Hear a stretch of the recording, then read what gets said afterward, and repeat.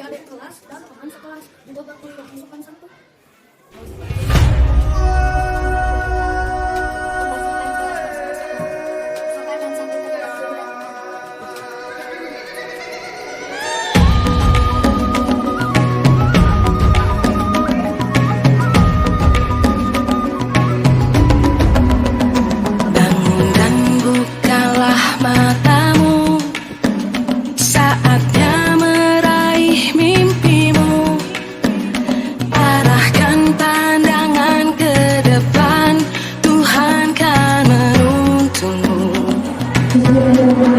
Assalamualaikum warahmatullahi wabarakatuh.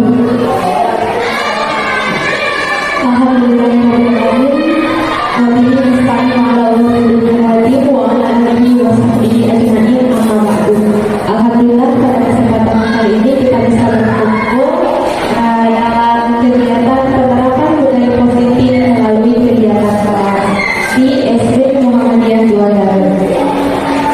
Sebelum kita ke acara, ada susunan acara yang akan kita laksanakan bersama, yaitu yang pertama pembukaan, yang kedua sambutan dari Bapak KS, yang ketiga materi, dan yang keempat penutup. Untuk efektivitas waktu, marilah kita membaca basmalah bersama-sama. Bismillahirrahmanirrahim. Untuk acara selanjutnya yaitu sambutan dari Bapak Kepala Sekolah pada Bapak Risma Munajat MPD, kami persilakan. Bismillahirrahmanirrahim. Assalamualaikum warahmatullahi wabarakatuh. Waalaikumsalam warahmatullahi wabarakatuh. Alhamdulillahirabbil alamin wa bihi nasta'in wa ala alihi wa sahbihi ajma'in. Sallallahu alaihi wa sallam wa sallallahu Muhammadan abduhu wa rasuluhu. Puji dan syukur kepada Allah Subhanahu wa taala karena pada hari ini alhamdulillah kita bisa berkumpul pada acara kegiatan Rosari yang diselenggarakan oleh ibu kita sebagai rangkaian kegiatan ibu kota dengan tema budaya positif di sekolah. Mudah-mudahan saja apa yang menjadi kegiatan kita hari ini memberikan dampak yang signifikan khususnya pada kita sebagai pendidik, kemudian bagi warga sekolah. Ada beberapa hal yang perlu disampaikan berkaitan dengan kegiatan kita ini. Yang pertama, meningkatkan silaturahmi. Yang kedua, meningkatkan pemahaman kita mengenai budaya yang ada di sekolah, khususnya budaya positif yang harus dikembangkan di sekolah, sehingga di kemudian hari IHT ini mampu diimplementasikan dalam kegiatan kita sehari-hari, baik di kelas maupun di lingkungan sekolah kita. Itu selanjutnya mungkin kegiatan IHT ini mungkin kegiatan yang pertama yang akan dilaksanakan oleh kita. Kalau tidak salah ada beberapa rangkaian kegiatan IHT, modul 1, modul 2, dan modul seterusnya untuk kegiatan. Mudah-mudahan kegiatan awal IHT ini bisa berjalan dengan lancar sesuai dengan harapan dan program yang telah direncanakan oleh ibu kita. Tidak banyak yang dapat saya sampaikan berkaitan dengan kegiatan ini. Mudah-mudahan kegiatan ini berjalan sesuai dengan yang saya itu yang dapat saya sampaikan. Mohon maaf apabila dalam kegiatannya kurang maksimal.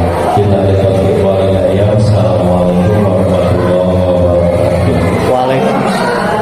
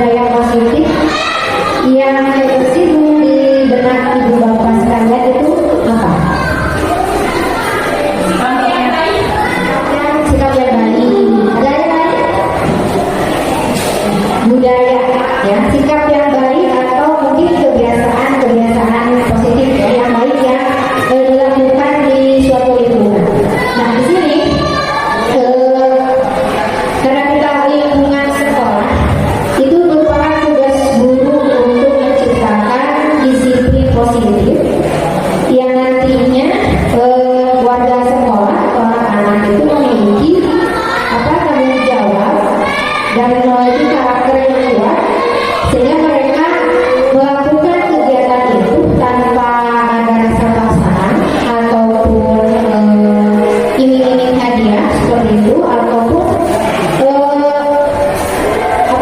nama lainnya itu dari diri mereka sendiri itu muncul ya, motivasi ataupun melakukan hal positif. Di sini positifnya itu muncul dari diri siswa itu sendiri ya. Boleh Pak? Bapak silakan.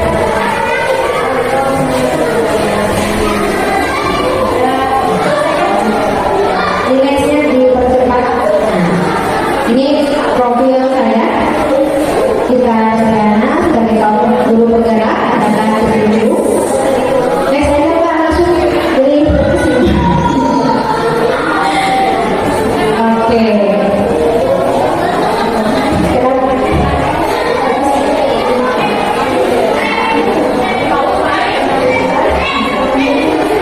Tadi dah ya. Berbicara dari disiplin positif ya, itu kita harapkan datang dari diri sendiri atau motivasi intrinsik. Coba sekarang kita praktekkan. Misalnya di tangan ibu bapak ada sesuatu yang sangat berharga, kita kepalkan tangan masing-masing. Ada sesuatu hal yang sangat berharga. Nah, dengan teman satu bangku dan teman sebelahnya, bagaimana si tangan tersebut apakah akan terbuka atau tidak dengan dipengaruhi oleh teman sebelahnya, baik itu dengan cara dirayu, ini hadiah, ibaratnya barang yang ada di tangan ini adalah sesuatu yang sangat berharga, sehingga kita harus menjaganya. Coba boleh Pak Dwi dengan Ibu Ai atau Ibu Ai dengan Ibu Analis saling mempengaruhi satu sama lain. Apakah Ibu Ai akan membukanya dengan rayuan oleh Bu Analis, atau sebenarnya Bu Analis akan membukanya dengan rayuan dari Bu Ai ataupun ancaman dari Bu Ai?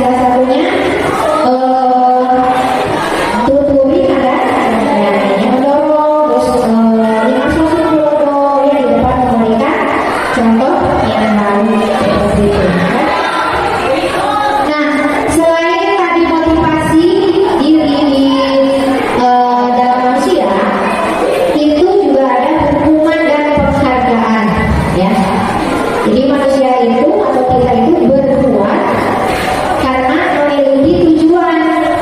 Kita mau bertindak itu karena memiliki tujuan. Seperti ini saya melakukan penulisan misalnya untuk memberikan pengalaman, gitu ya, karena memiliki tujuan. Kayak hukuman dan penghargaan, seperti kita tahu hukuman dan penghargaan itu kira-kira sama atau berbeda? Hukuman dan penghargaan berbeda ya. Oke. Nah, kita lihat di sini hukuman bisa dikatakan identitas gagal dan ada konsekuensi ataupun restitusi. Bapak Ibu pernah mendengar sebelumnya kata restitusi atau hari ini? Ya. Oke, nanti kita lanjutkan apa itu restitusi. Nah, perbedaan hukuman, konsekuensi dan restitusi. Kalau hukuman itu terasa menyakitkan, terus datangnya tiba-tiba.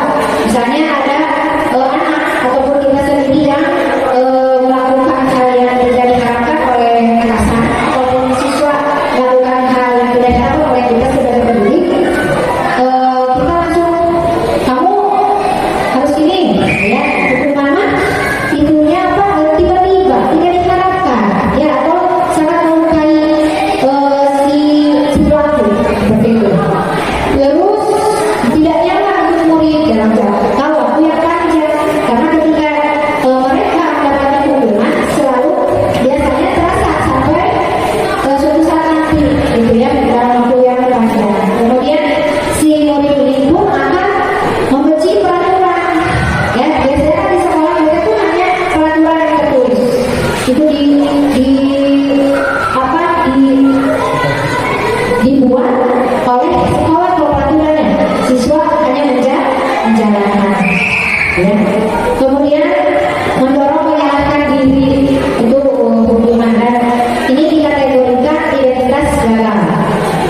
Nah, sementara kalau konsekuensi dengan restitusi itu masuk pada bentuk disiplin.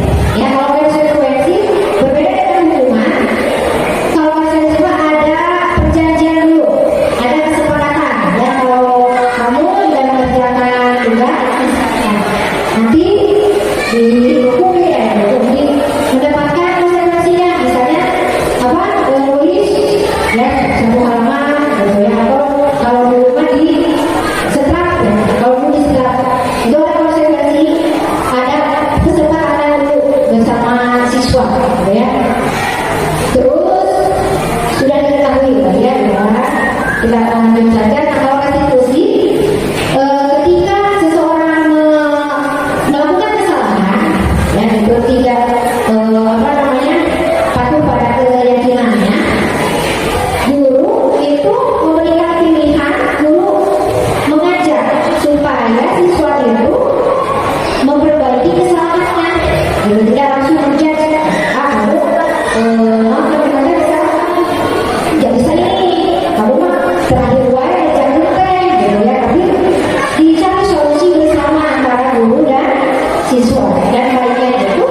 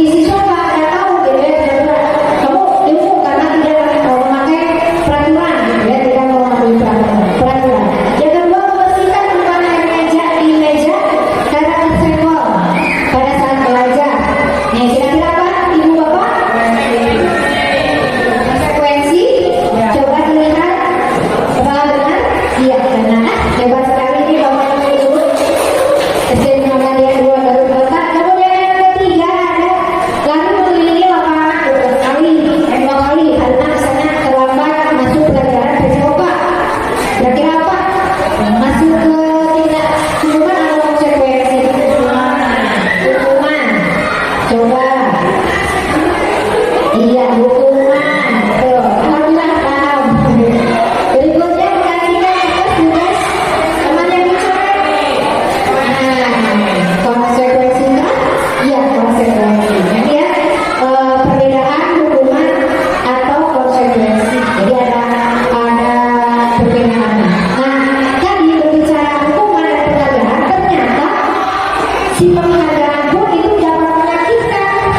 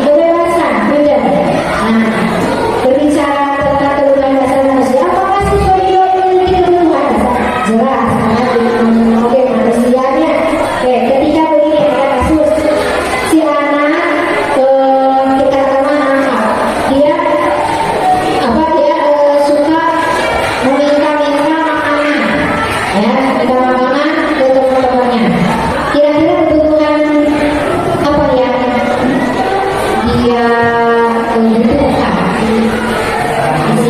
apa?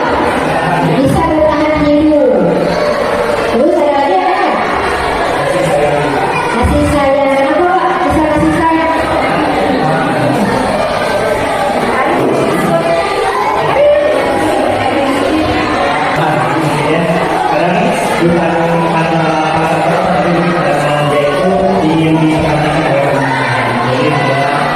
Ngobrol sama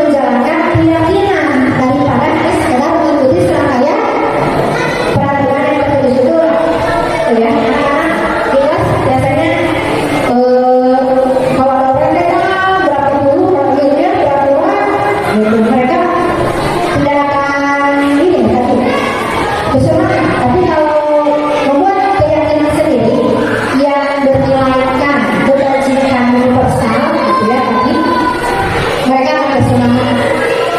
Nah ini bagaimana sih cara membuat keyakinan kelas itu? Ada 7 ibu bapak, boleh nanti ibu bapak juga membuat bersama anak didiknya, gitu ya, sehingga mereka akan percaya akan nilai yang positif. Yang pertama, si keyakinan kelas ini bersifatnya abstrak, bapak ibu tidak seperti pernah kalau pernah kalimat itu operasional ya, mengerjakan tugas tepat waktu, ya. Terus lagi membuat sampah pada tempatnya. Kalau tidak, lagi contohnya tidak ribut, ya tidak ribut saat belajar, gitu ya. Iya. Terus yang kedua berupa pernyataan-pernyataan yang pesan. Nanti saya kasih contoh ada maksudnya. Peraturan keyakinan kelas senantiasa dibuat dalam bentuk positif. Nah, dalam bentuk positif bukan hanya seperti apa maksudnya Bu. Kalau negatif misalnya tidak berjalan di kelas.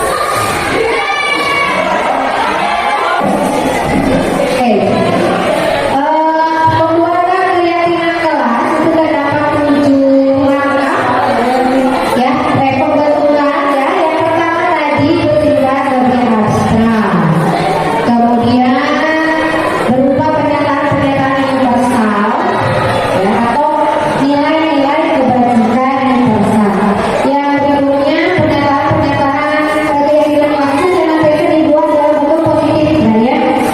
Misal kalau bentuk negatif kalimatnya tidak berjalan di kelas atau koridor, tapi kita yakin ya di dalam keyakinan kelas itu menjadi kalimat bentuk positif, yaitu berjalanlah di dalam, berjalan di dalam. Jadi kalau negatif itu misalnya tidak lari, ya, jangan berlari di dalam kelas. Nah, kalau bentuk positif berjalanlah di dalam kelas.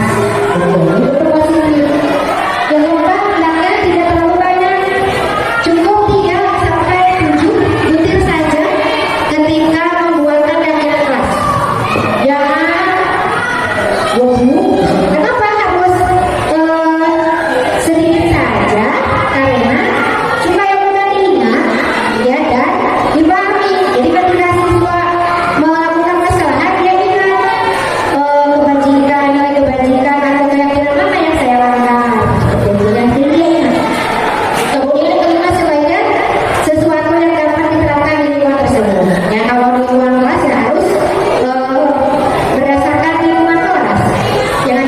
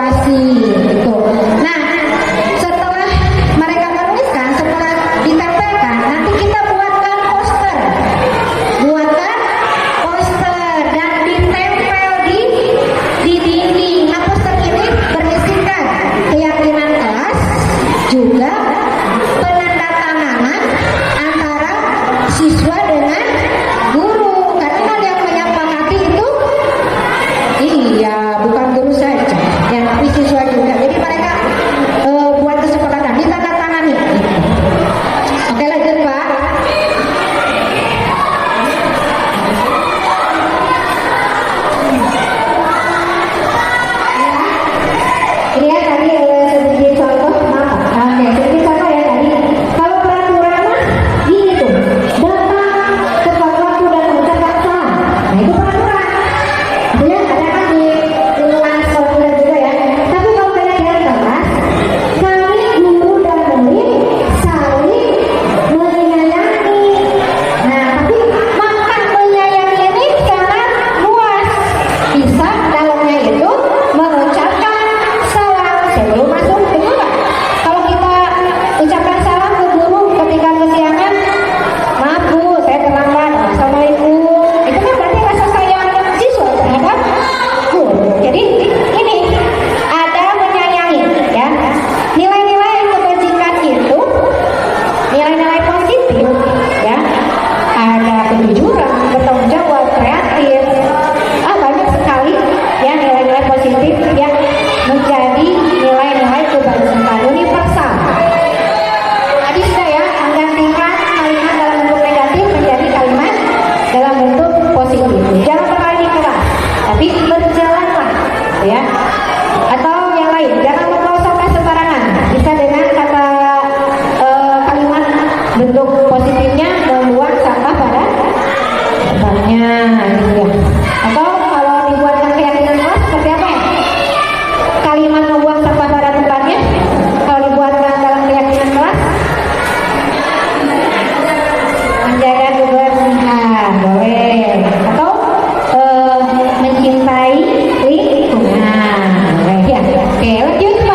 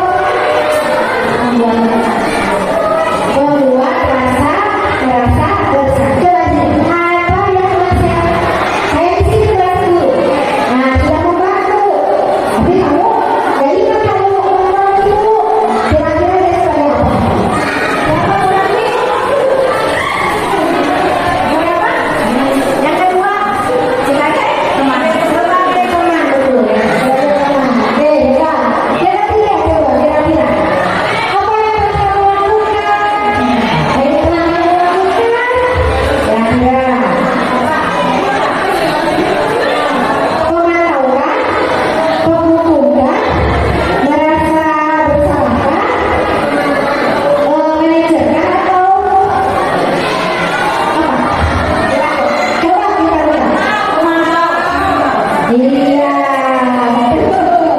Apa yang telah kamu lakukan? Mengawasi ya, mengasah betul. Yang berikutnya, kamu sudah mengasah ibu. Coba apa? Ya, tersebut membuat merasa bersalah. Artinya betul. Jadi jangan itu tidak usah si guru gitu. Yang terakhir, apa yang kita yakini? Apa yang kamu yakini dari hal tersebut? Saya membuat kesalahan. Kalau kamu meyakininya, kamu maukah kamu memperbaikinya? Nah, oke? Nah, ini ya kira-kira ibu bapak kalimat-kalimat ini yang biasa kita lakukan. Mungkin dari ibu bapak selama ini sudah melakukan sebagai manajer ya, tapi nggak tahu pasti kita sudah melakukan itu ya. Oke, lanjut. Oke, ini ya, ini maksudnya saya terakhir. Segitiga restitusi. Nah, di dalam restitusi itu ada beberapa tahapan yang berubah. Ada 3.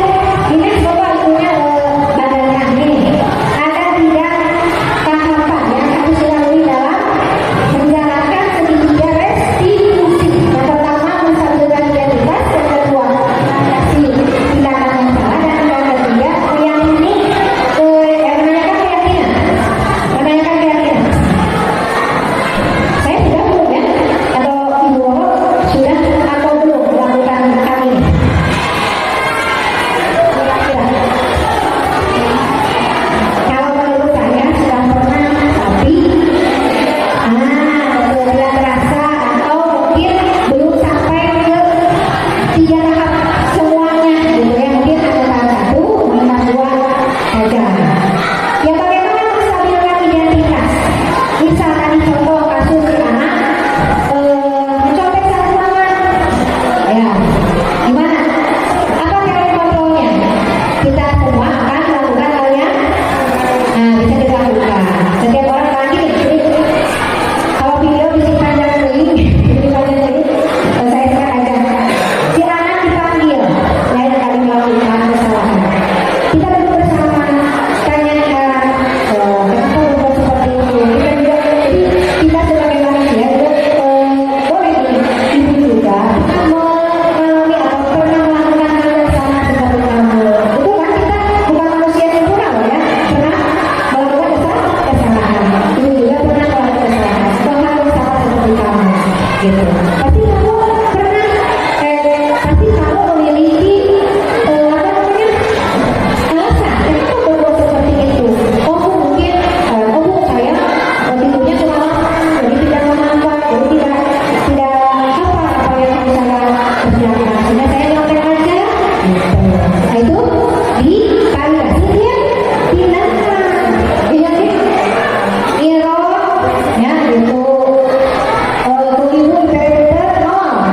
Karena miro. Karena kan kita nggak tahu alasan dia miro itu kenapa. Kan itu bukan dasarnya ya. Yang ketiga menanyakan keyakinan. Kamu sudah berbuat tidak jujur. Kira-kira keyakinan apa yang sudah kamu langgar? Tadi jujur bu, saya sudah kurang. Terus apa yang harus kamu perbaiki? Gitu kan? Kata si sopir, saya akan belajar lebih. Ya, terus saya tidak tidur terlalu malam. Nah, gitu. Jadi mereka itu akan tetap memiliki kepercayaan, dia peduli. Terus karakter mereka juga akan berubah. Gitu ya. Nah, ini kurang lebih begini. Jadi tiga serius. Oke.